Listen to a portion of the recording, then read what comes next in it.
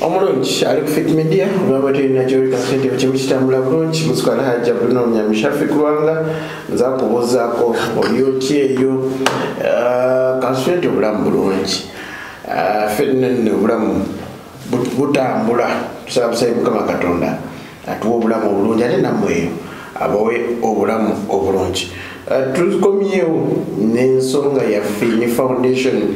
yajja okubanga eyamba Munnayuganda, Munnakampala, Munnakawempe n'abantu bonna okutwaliza awamu. Ekyamazima akyazuuliddwa nti foundation zino zeetaagibwa nnyo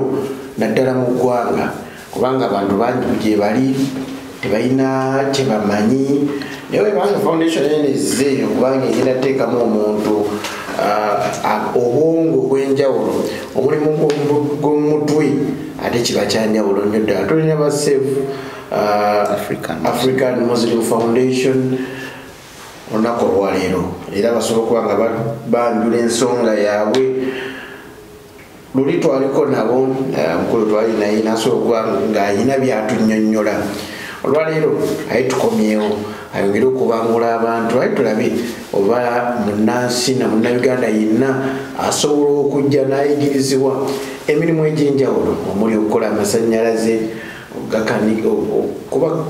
kuba kakanika digital skills okugakanika nabuli kimu kagenda kubanga bitunyonnyola nze nno ebyo byebimu ku byemmanyi bye basinga okuba nga bakola CCTV camera n'ebirala nsaba obangulizeeko.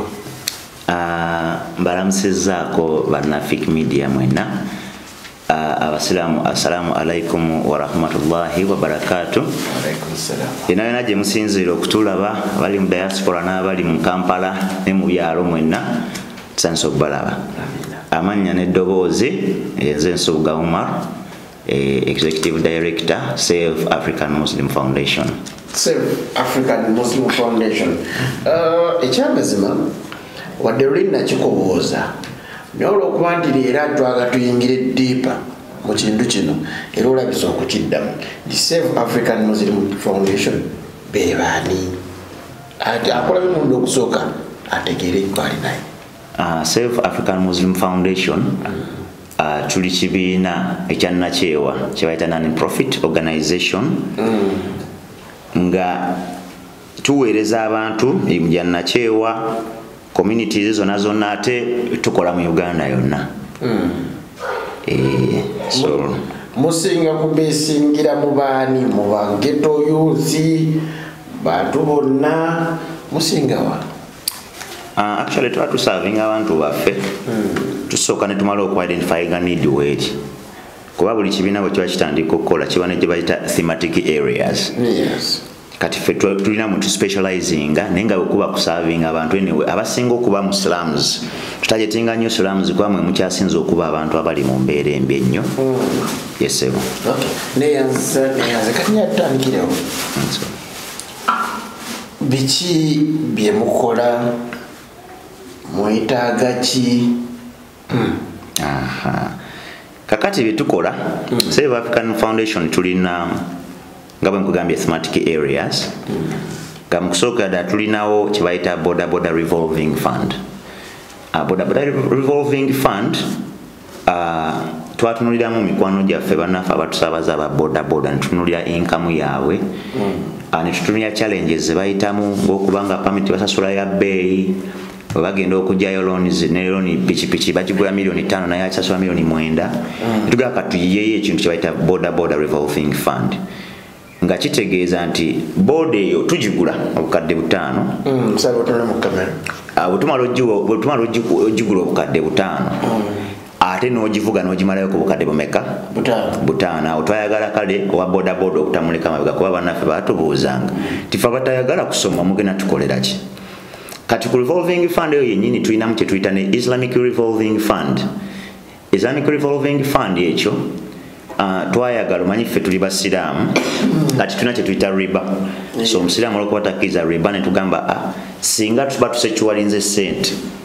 era nga twali twetaaga waliwo yali atusuubiza otuwa $25,000 aga dola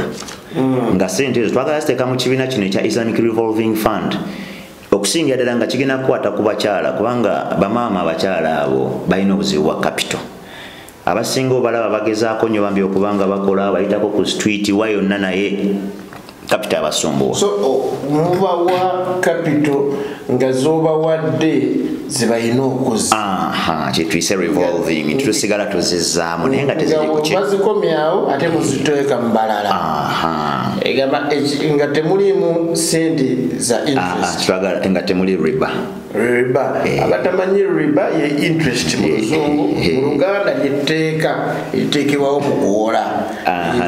Ojja kumpa kino. Ate okuddiza kali ke bateekamu ka riba ako ka interest nti nkwadde emitwalo 5 ojja kunziriza 5.5. Kati ekyo kyoteekamu ekyo nga etteeka ekyokubeerawo. Naye ate osobola we bakuwa ssente emitwalo 5 n'okomyawo 5.5 nga mu tteeka tekyalimu. Ate kali kaba kasiimo. Ekyo bakikkirizibwa naye ffe tukuwadde naye nga muganda wange nkuwadde emitwalo 10 genda oyiyoola. Ojja n'onkomezawo 11 nga sikugende nti guteekemu. Ekyo kiba kirala kubanga kubakola ki? Kuba kusiima. Kakati programs endala tulinamu eza skilling. Skilling zino nga twatunulira munnayuganda naddala abavubuka abatalina mirimu. Nga bw'omanyi unemployment mu nsi yonna mweri tesi kyangu gigobamu naye tugezaako tutya okuteekako ettoffaali ku ki? Ku bulamu bw'omuntu. Kati ffe nga badirector skills zino zituweereddewo kuba tuli basajja abali skilled mu mirimu egy'enjawulo. Ne tugamba obaffe zituweezezaawo naffe katuzireete tuziyigirize baki? Bannaffe. So ne tubeerawo ne electrical installation. Skill eyo ojano ku center yaffe ne tukutraininga bulungi nnyo ne tumakinga sure nti wofulumira wano mu myezi 6 oba osobola no wiring ennyumba etandikirwako. Mu myezi 6 omwana tayinza kwokya ennyumba. Atasobola. Singa oba okwatiddwako omukugu amanye ekintu bali tugenda bawanisa theory. Tetugenda kuwanisa theory agenda kuba hand zone ng'alaba era nezo zonna ensobi bajja kuziraba era ova wano nga tukozingisiza short circuit n'omanya nti bwe nkola bwe ntino kyekivaamu emude egisinga omuntu ayize ekintu ne hand zone practically mistakes ziba ntono mu mulimu ogwo kubanga ne oba okoze ensobi olumu ogenda okuddayo ng'obiyitaayitamu otunga wannadde nkoze ki? Ensobi. So si kyangu nnyo omuntu ayize ekintu practically emude egisinga okukola ensobi koze ekyo nzize nga nkirabako emirundi mingi. So kati bwe tuva ku masanyalaze tulinamu kye bayita digital skills. Zino tulina ekifaananyi kinene ku digital skills kubanga twagala tuyigirize ekisooka ddala twagala tutandikewo ICT center yaffe innovation hub twagala ebeeremu computer za 50 naye nga twagala abaana tubeere nga tusomesezaamu abaana website design. Okusingira ddala abawala twagala babeere nga basobola okodinga abaana abo tubakwatiko nga bakyali bato. Okodinga kwe kuzimba applications. Okuzimba applications kwa abaana baba bali bato babeera ne skills ez'enjawulo katwa katandika obba developinga kwatuze tubirabako mu nsi ez'enjawulo project ezo zijja zibeeramu abaana ne tujja nga tuba developinga mpola mpola. Oli n'azimba WhatsApp. Ate abeere ng'asobola n'okikolera mu nnyumba nga tanoonyeza na mulimu ate n'asigala ng'afuna kasente. Kaya twagala tubasomese video editing. Bino byonna bisinga byenjogera ko ffe tubikola. Video editing babeere nga basobola nabo okwenoonyeza ekyokola ki kubanga olwaliro no fake media naawe osobola okuba nga oyagala omukozi akweditingira video. Kati bw'osika omwana bw'otyo n'omuwa omulimu ffe tuba tumaze okwachivinga kyetukola ki kyetwagala. Then twagala tuwongere tubasomesa omugaso gw'okukozesa internet. Kwa abantu abasinga internet kati WhatsApp abayambye najja simanyi kano kagundi kamu kaita ka TikTok nako ne kajja naye atera kuliko ebirala bingi ebisooko ebyokusaachinga. Then twine CCTV systems ezo cameras zo zisettinga up bulungi installation professionally sibya kuteekayo buteesi. So kifaananyi kyetutunuulidde pozi nobayigirizamu skill basics za networks computer networks. Kati digital skilling bwetyo bwekola ki bwetyo bwefaananye. Katuna mchetuta youth empowerment. Ngetinagenda ku youth empowerment. I see. Computers hatano. Zogenda zijjawa. Kibuuzo ekyo kirungi nnyo. Ekisooka computers hatano. Nsaba bannayuganda bonna abatulaba. Ne buli weruwisha wonna woli abali mu diaspora mwenna nga mazima wave Uganda wano ng'ensi yakukwatako. Naye ng'olaba Mukama Katonda alina kyakugaseeko. Gwe nsabira naye at least tufunemu ba mwoyo gwa ggwanga abasobola otukwasizaako tufune computers at least naawe obeere ng'owulira olina kyogasseeko kuba tewali kisintu kisanyusa nga kubeera ng'olina kyokoledde community n'olaba nga baseka naye nga gwe omuntu gw'obawadde ki kasimayiro ako. Naye nga bw'oba ofuniramu okufunamu kyo kibuuzo kikulu nnyo naye one n'abagenda okusomesa oba gwogenda kusomesa buwomu ne banno bewagamba era bwegamba nti nja kusomesa bomu mba nkulimbye ate project zino bwe tuba tuzikola ekisooka kugamba tucoming up ne documentation ne tulaga omuntu nti fe okulwaninga ekintu kino tujja kwetaaga facilitation bweti katujja tugana emikwano gyaffe ab'enjawulo nga bajja batukwasizaako asobodde otuwaayo oli ayinza obaga ngenda basasulirayo renti omwaka gumu zingenda bawa amasanyalaze zingenda kukola bintu kwega buli omu najja nga takyakola ki kyasobodde era ensonga lwaki nsigala ngamba munnayuganda yenna ali eyo ng'owuli omulimu gwa community gukukwatako olw'okuddiza katonda ku mbeera gyakutuusizaako olwaleero tukwaniriza nnyo bw'oba olina kyosobola okutukwasizaako ne tufuna kompyuta eza50 tuyinza obutayagala cash naye ne weba kompyuta ni kind oba tuwaddeyo 2 oba 3 fe kiba kitugattako at least tutandika mpolampola naye ng'ekigendererwa kyakweza kompyuta 50 naye nga okwagala koyinza okuwayagala bakuyambako gwe oyinawo wootuuse omuntu ayagala nnyo okuyamba omuntu ayinawo tyataddewo kituufu okubaako newentuuse sejagansi nawentuuse kubanga ekisooka tuli fully registered as an NGO ate nga buli muntu wano akimanyi nti okuregisteringa NGO of course kuba kuteekamu effort nene n'ebintu ebirala ebigenderako kola zi annual audits ezo obanga toli authentic tosobola kugenda noba ngaokola annual audits ezo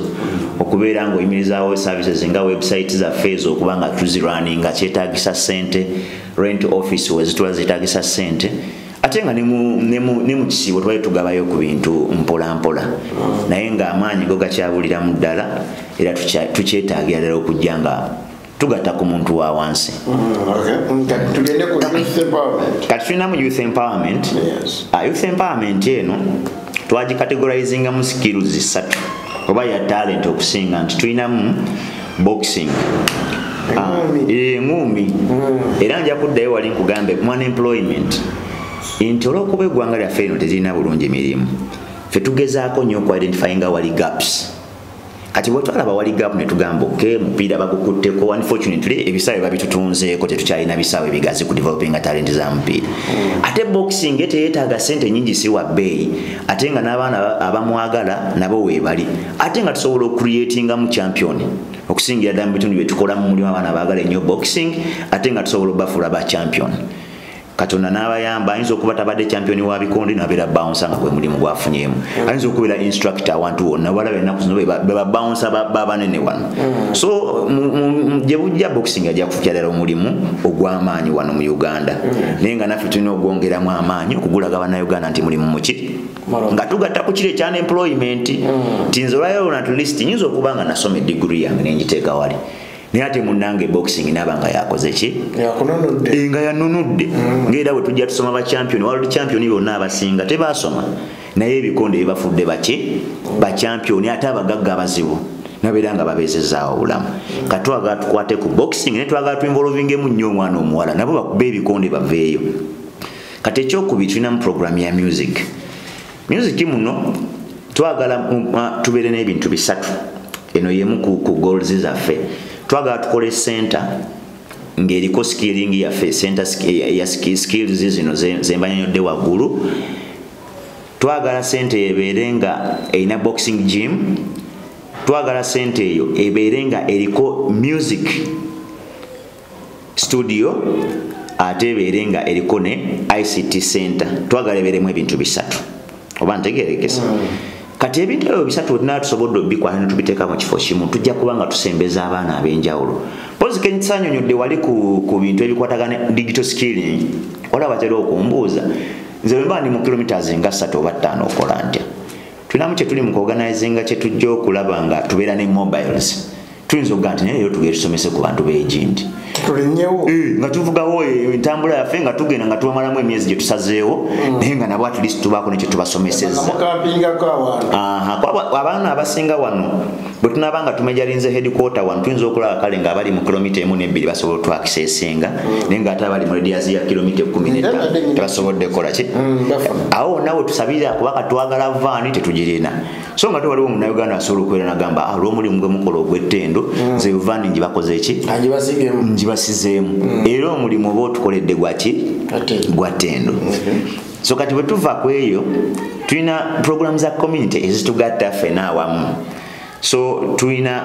tukola boreholes ezo mu remote areas. Lwaki mu remote areas twagamba nayo tutwaleyo ku service? Tulina emizikiti gyaffe abasiraamu naye amazzi gasombwa abasiraamu mu byalo, ate nga bw'oba otaddeyo borehole eno tesavinga muzikiti gwokesa okusavinga communities ez'enjawulo. So era mu byalo omwo tugenda bambi abaana balina challenges mu byalo, abaana bawala omusanga mwana muwala naye ng'akozesa kitawero ng'agenze mu nsonga. So nitwagala tutandika okubanga tubasuulirako ku sanitary pads ezo kuba challenge weri bino byonna byenjogera tugenze tubiraba mu bantu era nga abantu babitunyonyola netubagamba katugere tubatuusiza eddoboozi lyammwe eri Munnayuganda. So program yaffe endala olwokuba tuli basiraamu era abantu balina challenges z'emizikiti, so tugenda tubawa ku mikeeka abasiraamu abo okusinga mikeeka egyo tugigabira ddala ate then abamu ne tubasigira ne kalangi. Twandiyagadde okubanga tuzimba emizikiti naye financial muscle tetusobozesa. Netugamba nti kuba mweso ogenda ku muzikiti ngaba emikeeka 8 buli mukeeka nga nguze tugeze emitwalo gyange 5 sente ezo ziba zisoboka. Musiraamu mwaso ogenda nti abaana nze mungambe ngenda kukola muzikiti gw'egindi. Kati tulinamu ne program endala ey'okuliisa abantu ku lunaku lwa Idi zonna abantu basanga tebalina yadde akanyama kati nga Idi y'okusala ebisolo. Kirumanyi okuyita ku neighbor nga musiraamu alina abaana naye nga talina pulaani. Naye nga talina pulaani kati nga y'okubezaawo obulamu alina kulinda neighbor alina omuyita. Neighbor alina okumuyita ekitegeera. Ate mu bulamu muno teri muntu atayagala kulya kwegakulira wuwe kubanga weegazaanya. So twagala nnyo tubeera at least nga tusobola okusakirayo ku bantu baffe ebyokulya ng'ebyo nabo babeere nga beeyagala. So obulamu obusobola okukola ki kozi n'ensonga endala esinza okunyegerera abantu gye nalabye abantu beebaka bubi era abantu basula bubi nnyo era ng'emu ku project zaffe twagala okutandika okusookera ddala twagala tubasakireyo ku mifaliso. So Munnayuganda yenna ali alaba Fiki Media tulina target yaffe ya kusavinga abantu 300 nga twagala tubasavinga emifaliso, tubawe blankets, tubawe n'amasuuka at least kyekyobugaga kye baba basooka okufuna mu bulamu bwabwe kubanga empewo efuuwa abaana baffe abaana b'abantu naye nga bw'omanyi munnaye omuzadde kimuluma nnyo okubanga omwana we teyeeyagala naye nga embeera tolina kyakkola. So neyanzike nno abadde atuyitiramu engeri emirimu gye bakola. Kyenjagala okumanya njagala nnyo nzigi nga emirimu gino gitandise ng'abaana webalinze omwana ndage wali engeri gyagenda okukolamu ekintu ekyo kyaddi. Actually twatandika dda kubanga era weetuli era n'abayizi weebali. Obuzibu bwe twali tukyalina tulinamu obuzibu nga bwe nakunyonyodde twetaaga abayizi beetaaga okutuula. So yemu ku bintu ebadde bituchallenginze space weeri na buli kimu weekiri katwagala tubaorganizingirawo aw'okutuula kuba buli project bali tugikwatako 1 by 1 tukera kumakya netugamba yo tugenda kugula bintu bya boxing bino tubigula netubiteekawo baana baffe ne batandika okukola. Kakati eno eya skills zino twetaagayo just utebe butono nnyo omulimu gutandika era nga bwe nkulaze electrical twazigula dda weeziri muganda waffe okuva Germany yazituwa ne tuzigula n'atugulira ne board kwe tugenda okwasembolinga ebintu by'amasanyalaze. Abasoma engineering mu masanyalaze bamanyi kyayita board eyo kikola bulungi circuit naye bagikutuuzaako awo ogenda okugivaako ng'omanyi buli kyakola ki. Ebisigadde tubiyiga buyizi mu field ng'okoze ki nga omanyi experience tebagisomesa muntu ogendako olina sopaolo yangamba nti okuyiga amasanyalaze omala kwokya. Oyo yakola statement nkyamu nze ngenda kuwulirako kamakoogera nze siyokyangako siyokyangako. Omuntu asobola okwokya amasanyalaze yoyo abeera teyayize ate nkiraba ennyo mu bantu abasomye obusomi theory azibu nnyo degree ye naye munna ebintu bwe tubisoma lumu mu kirasi wano bikyukamu. Kati nze ng'omuntu manyi bulungi ti bwe mba nga sinaba kuloadinga amasanyalaze kyensoka okukola nsooka kuyita mu buli junction box gye twasibye nintandika okukola. Tulinamu nekyo tutameka cheeka nga tukola amasanyalaze bwe mpima nti nze nkooye sooga munnange omanyi kati gwe nze ngenda kusiba naye ogw'okucekinga guki gugo 1 by 1 by the time tuloadingira circuit eyo tuba tumanyi nti at least emitwe giri emeka si kyangu okukola nsobi. ate ekyokusala enaku z'amasannyalaze galinamu kye tuyita circuit breakers eri olusensinga ng'etrippinga off pozi kyali ku luli bali abedda kuba buli wali bwa fuse gayitanga buyisishu fuse nga kokakubye okitegeera naye abo abatayiga bokka basobola okwokya fe abayize ebintu bino netubiyiga bulungi netubika enkuka ate tusobola kwokya kizibu nnyo okwokya class ogisuubira kuba etandika ddi kiraasi Katonda nga atukwatiddeko omwezi guno gwennyini ogutandika twagala etandike kuba abaana we bali bo abaana we bali ne nidi weeri n'ekibadde kitusibyemu kibadde ekyo kyokka nti nga bwe nkugambye eky'abaana balina okutuula eyo challenge badde tuchallenginze ate nga naffe tuli bamufuna mpola so fa akasente ke tukozesa kabadde kaffe nga tukakozesa ebintu bingi ate nga naffe tulina obuvunaanyizibwa bw'okukola ki oba okutuukiriza neyanze kasoke mpumulemu katono njagala nkomewo osooka otunnyonnyole ebiro sente wadde osuubira mu bantu n'ettakiti yo eriwa ogamba nti kakati nsuubira nti singa wano ninawe essuubi wano nakozewo bwenti taketi ye liriddawa kasoke mpumulemu akyali ku Fik Media kola kyamannyo ddala Dinetta Male Henry wamu ne Hassan Musa ku kamera okulaba nga kifaananyi ekyo kikutuukako bulungi nnyo ddala tukyaline aba Save African Muslim Foundation abajja okulaba nga bayamba munnayuganda ate okulaba nga embeera etereera bulungi nnyo ddala ndabye n'enkoko project y'enkoko tojogeddeeko nenjirabyeko nga oli musaale kuyo project y'enkoko eyo era erimu ku kye twayita revolving fund ndowooza saajogeddeko wali mu kusooka neera nga naye ekigendera omanyi tubeera nga tukola project obutonotono obutakalubiriza abantu baffe baweero wishers omuntu wasobola okwefiiriza naga nze bwe nkuwaayo $5 kasobola okugulayo enkoko bweziti ne tuziwa omuntu naye nga nazo tuzigaba ate bwe tumala okuwa enkoko ezo tujja ne tukimayo kwewo bwe twawa netusobola ate okutwala netuwaayo omulala so revolving yaffe byonna byetambulira mu revolving funa tukuggyeko tuweeyo kuki kubanga twagala kwekulaakulanya neyanziza sente ozisuubira wakuba byoyagala bingi ekifo kirina naye okikulaakulanya okulaba nga otuukiriza ebigendererwa byo kakati ekisookera ddala abanyi batugamba nnyo nti obanga tosobola konvinsinga mikwano gyo tosobola konvinsinga mulala okubeera mu kyayita sente so nja kusooka kugamba nti ffe kennyini sente nsuubira mu bannayuganda ffenna kubanga kino ekitongole ky'abannayuganda services ffe tudduka wali mulanga ne tuwaayo so nsuubira nti munnayuganda yenna gy'ali nga gwokkiriza nti Mukama Katonda yakukwasizaako n'akukyusiza obulamu naawe osobola okujja ne twegattira wamu waliwo munnayuganda abeereyo ng'ayagala okuddiza ku muntu wa wansi naye nga mazima ga Katonda talina waayitira gye bali bangi nalina omukyala omu eyaŋŋamba naye n'emitwalo gyange 5 mu Ramadan naye nabulwa wenjigaba kubanga ye abeera ntinda okitegeera kakati ye tamanyi nakumanya nti enewaffe ate emitwalo 5 ago gakola ki so kati bwe tuyita wano abantu ne tubategeeza nti ffe osobola okutwesiga oba olina omuntu ne wabanga ali luddawa nogana omuntu bwati njagala kumutuusaako saavisi bweti olw'ensonga zange ABCD tusobola okubeera nga tubimutuusaako era nsooka kulowooleza mu bannayuganda bannange nga sinaba na kulowooza ku balala bonna yonna gye basinziira ebisinga omuntu otandika foundation weeti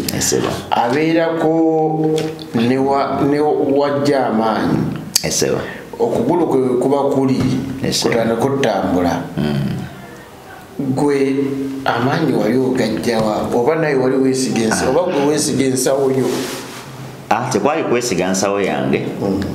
naye ffe ne bannange twatuula ne tutunuulira obulamu gye buzze buva ne we butuuse kati nga omanyi obusiraamu kye butugamba nti mundi ekisinga Katonda bw'abanga alina waakutadde olina okukkiriza n'osiima naye kati osiima otya Katonda okumusiima olumu tumusiima mu ngeri za njawulo ne tunoonya engeri gye tuyinza okuddizaamu bannaffe kati ekimu ku bitooka factors ezisooka otupushinga ngenda kunyumiza stories 2 ng'esooka olunaku lumu nalina wendi omukyala najja ng'alina olubuto yali azze gula matooke kati bisale bintu byali tebinaba kulinnya nga tisinjisi 5 kofunamu amatooke nga 6 oba 7 kati omukyala wagula amatooke 7 yali wa lubuto nze mu bulamu ndowooza nalinamu 10,000 nga 5 naye kyankwatako kyenva nkwata 10,000 ne ndumusuulira ne mugamba owaaye bakongeremu amaki naye bwe malamu 10,000 waliwo abasajja abalala nga 5 abaamu 10,000 omukyala n'aweza ssente kakati nze saabifaako era saakitwala nga kiki nga kikulu kuba era so nali nkyali mwana muto nga saana kulowooza bye ndowooza kati wayita ebbanga nkuze nzadde n'abaana kansanga omukyala oyo mu kkubo ng'atambuza masaati naye omukyala yanjukiza sitole n'asikayo essaati ye anga essaati eno mbadde njagala emitwalo 3 engenda gikoera ku bwereere konze lwaki n'anjukiza sitole eyo naye ng'agimpa musanyufu nnyo kale kyankwatako nnyo ku mutima oli okuva ku olwo neŋŋamba kiraga ndowooza ekigenda nze okumpa essanyu mu bulamu bwange genda kuba kuyamba baki kati owookubiri era najja nenva ewaayisaawo ng'ewaayisa eboodi eyagala singi 15 okuntuusa we nalindaga ekazo kakati nze nga njagala gisasula 10,000 kakati kyenva ŋŋamba nenja wano ku Edeni ninye eboodi abasalireko 10,000 ne bagaana kati nenga kantambuzeewo ebigere nensalinkiriza omwo ntaasa kido naye nali enkumi zange 2 nali nzikutte mu ngalo naye bwe mba ntambula natera okutuuka nensanga omusajja wensanga omusajja omutima gwangamba kimu omusajja oyo muli mutima gwe gwangamba omusajja oyo muwe 10,000 era nasika busiro bamubuuzaako ne muwe 10,000 meka 2 ze nali nkute mu ngalo jugenda nange badde nsevinga kido nga njagala kimbeeremu kati omusajja oyo wayita ebbanga ninzamu ne musanga amanyi nze bampitanga Toto yali amanyi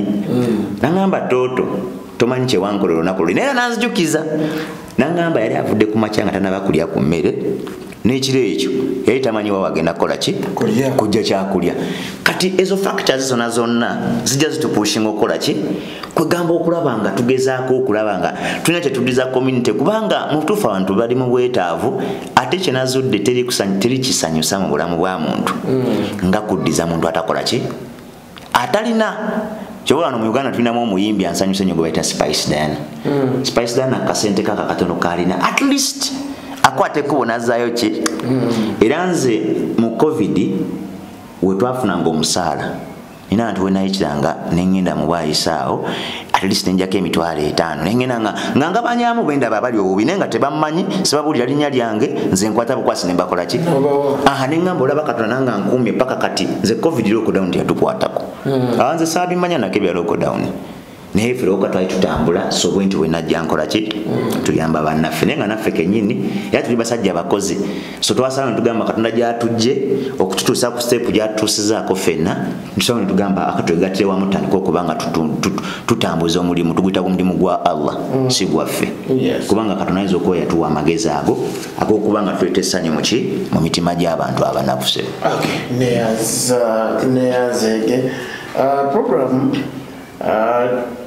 tujja kwebaza kubanga osobola otuyita ne tujja ate nobaako kyogera munnayuganda alina okulaba nga abantu bajja ekizagala omanyi abantu abaagala okuyiga batandikirewo okujja oba bakumemu mbaagala kubanga tuba registeringa ekisookera ddala ffe bwe tuba tukola emirimu gyaffe tusooka ne tukola community outreach programs era zino zonna ebintu byonna bina activities enkugambye olumu tetwazijja mu mutwe zonna tuyita mu communities ez'enjawulo ne tuinteractinga n'abaana ne tulaba byebasinga okukola ki okwagala kati twasanga tulinamu abaana abaagala oyiga computer ne tuyisanga waliwo abaagala ebikonde ne tugamba katukombayininga programs buno buprojekiti bwonna twana tubuteeke wamu buli omu tusobola okuba nga tumukwatako mu ki mu ngeri ye ekitegeeza abantu batandika okujja then ojja olata obo otandika okukiseetinga tubawandiika kuba bwe tumala okuwandiika tusigaza rekodi zizo zonna pozi ekintu ekirala kyesikonyeeko kyembadde nerabidde tulinamu omulamu omukulu ogwa education ogwo omulamu omukulu ogw'okweducatinga ki bannayuganda naye okusinga era twagala nnyo abaana bawala lwa nsonga twagala basapootinga mu secondary level kubanga twakizudde nga abaana bafawala abasinga bastopinga nnyo kasaba mara P7 ebisale waggulu wano byekanama kati abazadde abamu nga bwomanyi enfuna yaffe ne bakivaako era nga tulina projekiti eyo tuli mu kugizimba kada bwana batukwatiddeko saana tujja kufuna bannaffe abatukwasizaako naye nawe olina gy'oli osobola okuselectingayo omwana omuno gamba ntya omwana oyo noba ne mwegattanga ne banno basatu ne tubapushinga at least myaka ng'ena paka mu senior yakuna neyazaike Muna Fake Media sawa mubuli ekisemba mu programu eno ate omusiibulire bana Fake Media mwena gye muli mwebale kwekuumira ku Fake Media koze ebigambo byange ebisembayo bijja kuba byakusaba bannayuganda mwena abakkiriza nti Mukama Katonda alina waakutuusiza mu bulamu kyolina we wava nga wakalubo nnyo naye nga kati gy'oli wali tosuubirayo nga Katonda akukyusiriza obulamu era nga bwe muzze mulaba abantu bonna bakwatidde ku bulamu bwabwe n'abukyusa so nja kubasaba buli alina kyasobola otusuulirayo osobola otusanga ku mikutu gyaffe ku Facebook ku X oba gye bayise Twitter ku LinkedIn tulina website yaffe eri www.samufor.org ku masimu gaffe osobola okutufuna ku +256 772838229 oba +256 700412041 tulina ne email address nayo kanjogereko eri info@saamufo.org so mwebale nnyo mwebale kutuuliriza era mwekomere ku Fake Media neyanziga wenyini nange we program kanji wonsikire wano asanyusa ku kamera munetamala Henry sigadeze Shafiq Luwanga Mukama akonkomere mbere bulungi